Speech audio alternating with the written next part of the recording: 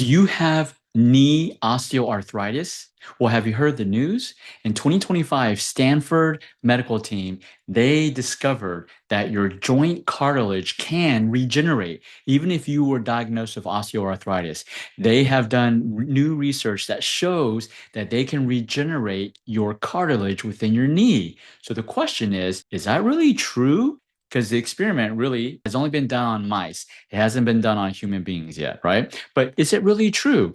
Can I just not protect my knees and just do whatever I want, whenever I want, when I'm 20s and 30s? Doesn't matter. My cartilage is wearing down. All I have to do is take this injection, take this pill, and it just regenerates my cartilage. That would be pretty cool, in my opinion. And that's probably what a lot of people want.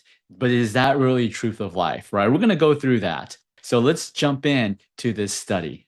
So this was done by the Stanford medical team, and you can see inhibiting a master regulator of aging regenerates joint cartilage in mice. This was done in November 27, 2025, and I'm just going to skip just to the study. You can search this and you can read the article. It's straight from the Stanford medicine website. That's where I got it from. You can pause this video and just Google this title and you'll find it. So let's go to the interesting parts. The study suggests that it may be possible to regenerate cartilage lost to aging or arthritis with an oral drug or a local injection, rendering knee and hip replacement unnecessary. I think that's pretty cool because knee and hip replacements are very traumatic. And once you have those replacements, you will never be 100%, right? So you may have been born starting off at 100%, and then once you have the knee replacement, the best you will ever get is about 80%. Right? Or something. I'm just making up those numbers, but you get my point, right? So this study looks very promising, but here's the key things that we tend to, when we're reading research, we need to pay attention because physicians and researchers, when they read research of like acupuncture or Chinese herbs, they will point out the same things that I'm going about to point out because their point is to invalidate research of natural medicine. There are many researchers and there's many physicians that try to invalidate anything that is not from big pharma. Okay. So we have to pay attention to the words they use so we can understand what they are really saying instead of what they're implying. What they're implying is usually not proven. The study suggests that it may be possible. May be possible. What does that mean? That means for many people, it won't be possible. So even if they produce this drug and this injection, it will help some people and it won't help others. The treatment directly targets the cause of osteoarthritis. That sounds pretty cool, right? Man, it's going to treat the target. So if it targets the cause of osteoarthritis, then does that mean I can just take one pill and my osteoarthritis will magically go away? That's what maybe they're trying to imply, but that's not what they're really saying. The treatment directly targets the cause. What do they think is the cause?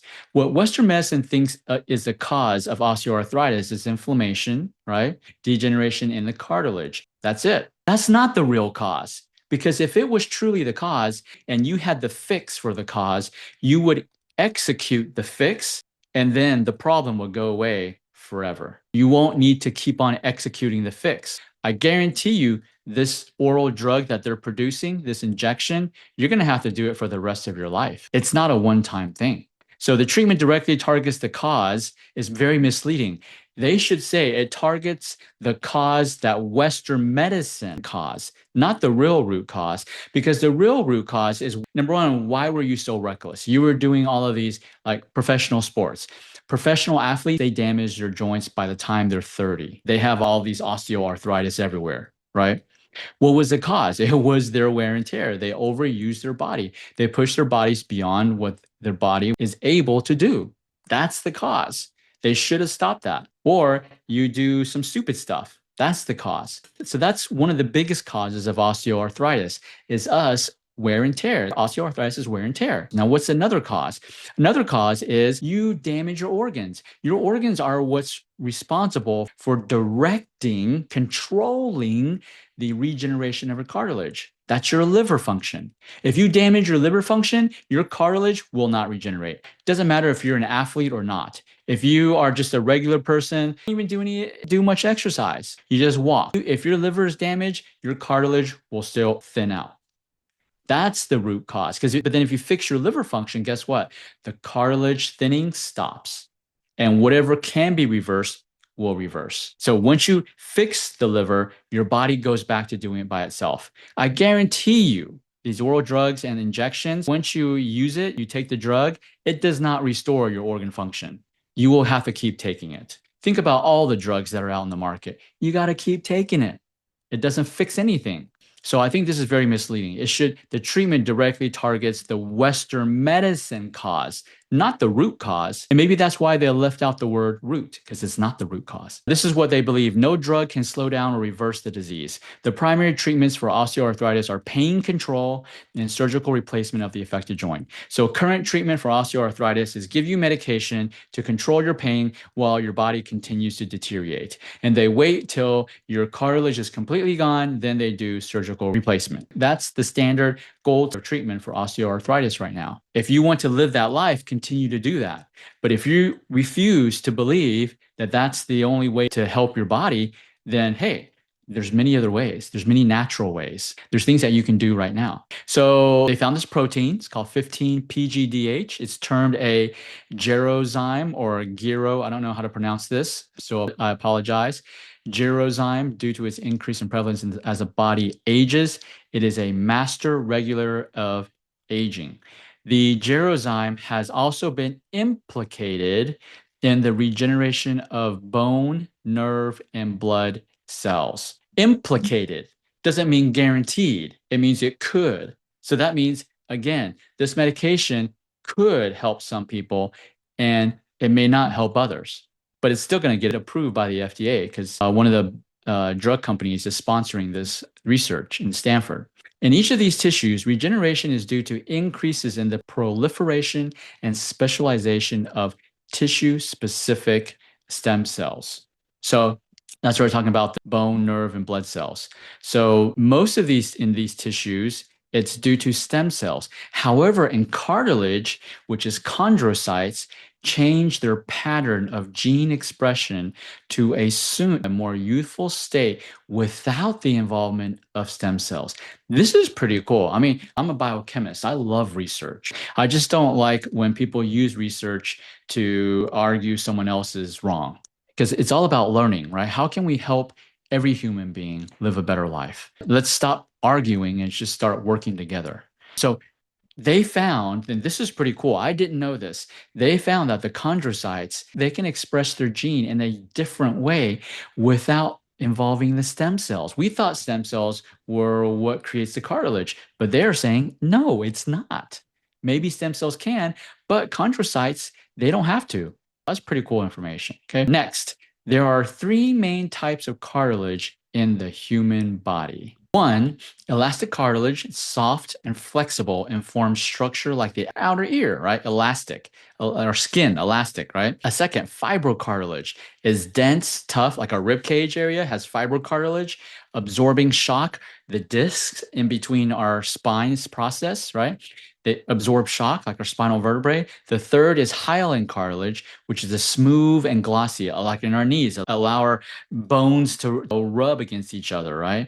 Ankles, providing a low friction surface for lubrication and flexibility. Hyaline cartilage, right? We need more of this hyaline cartilage, like the ankles, hips, shoulders, and parts of the knee. Hyaline cartilage, also known as articular cartilage, is the most commonly affected by osteoarthritis. So osteoarthritis, your hyaline cartilage decreases. That's why it goes thin between your joints, okay? Now, when they compare the amount of the 15-PGDH in the knee cartilage in young versus old mice, they saw, as in other tissues, the levels of gerozyme increased about twofold of age. So basically, the older we get, the more we have of this 15-PGDH. And the more we have of this 15-PGDH, the faster our knee cartilage thins out. That's what it's saying, okay? Next experiment with injecting old animals with a small molecule drug that inhibits this 15-PGDH. And first into the abdomen, which affects the entire body, then directly into the joint. So they injected something to inhibit this 15-PGDH from work doing its job.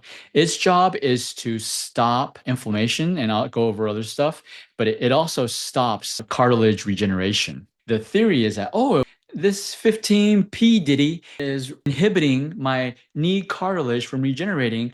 Why don't I inject something into my body to stop this 15P Diddy from doing that? And then that way my body will constantly regenerate, right? Sounds cool, right? There's many problems with that. In each case, the knee cartilage, which was markedly thinner and less functional than else as compared to, they thickened across the joint surface. So they got old mice, injected something to inhibit this 15P Diddy, and the cartilage actually got thicker. So it's regenerated some. That is pretty cool, right? Further experiments confirmed that the chondrocytes in the joint were generating hyaline cartilage, so the cartilage we need, rather than less functional fibrocartilage. So really cool, right? Researchers found that a series of injections of twice a week for 4 weeks of this inhibitor after injury dramatically reduced the chance of osteoarthritis developing in mice. Animals treated with a controlled drug had levels of 15 PGDH that were twice as high as in their uninjured peers, and they developed osteoarthritis within 4 weeks. So they use this to prevent the development of osteoarthritis in mice. Really cool. Okay, I think this is pretty promising, right? The findings indicate that an overall shift in gene expression after treatment to a more youthful cartilage composition without the involvement of stem cells. So they were, instead of having to inject people with stem cells, they were just able to allow the body to do its job. Wow, what a concept. Western medicine is finally catching on. The body has the ability to heal itself if you just let it do that. Well, in their case, they're manipulating it, okay? So what's causing them to regenerate in these mice? What is actually doing the regeneration? It's the mice's body and organs. That's what's regenerating, right? So I think this is very promising. They're still in works, okay? They're just in phase 1. So I believe there's 4 phases. I'm not too sure, but there's more than one phase, okay? Here's another thing that when you read a research, you always want to look at this. You want to see who is paying for the research. That's super important because whoever's paying for it is going to determine the result because numbers can be manipulated by people. You can go to Northwestern University and you can Google this, search this about fraud research that's being done in the medical institutions. They have a whole team that's finding out all these fraud and research. And it's because who's funding it? Numbers can be manipulated, even data science. So who's funding these? The Baxter Foundation. Baxter is affiliated with the Baxter Biotechnology Company. Do you think they want this to work out, right? Stanford Cardiovascular. Did you know Stanford is funded by big pharmaceutical companies? Stanford would not be able to thrive if it didn't have big pharma pumping in billions of dollars. And what is this? GSK, GlaxoSmithKline. I believe this is a British pharmaceutical company. So the funders of this directly and indirectly are big pharma. What do you think their goal is? Their goal is to patent this new treatment so that they can sell it for trillions. They're going to do everything to prove that it works. They're going to remove research that, even though the research may say it may kill people, they're going to remove all that because they want it to pass through the FDA, and it's going to pass. That's for a whole nother story. I'm going to dive deeper into the 15-PGDH in part 2, so stay tuned. You may be wondering, well, okay, Jimmy, you said you've done it for your patients in clinic. What can I do? I can't go to your practice. I live in a different state, different city. Hey, no worries. That's why I created a knee osteoarthritis guidebook. It contains a lot of the foundational systems that we've used in our practice for our patients. No, you're not going to get my quick restorative acupuncture, but you can still get my foundational systems. And I've actually had my proprietary herbal formulas that I've used for 20 plus years produce phenomenal results for knee osteoarthritis. We've had them manufactured and they're available on my website, restorativelongevity.com. But if you want to get the guidebook, lay the foundation so that you can restore your organ functions, you got to build the foundation. then comment knees below, and my team will send you a link to get free access to my knee osteoarthritis guidebook. Will this guidebook completely cure your knee osteoarthritis? No, it won't. It's only a piece of the puzzle, but it's the first piece, most crucial piece you need to start with. You still need to work with another orthopedic surgeon to get imaging. You still need to work with chiropractic to get adjustments. You still need to work with an acupuncturist, okay? But once you have this foundation from this guidebook that I created, it will make all those treatments work even better. So comment knees below.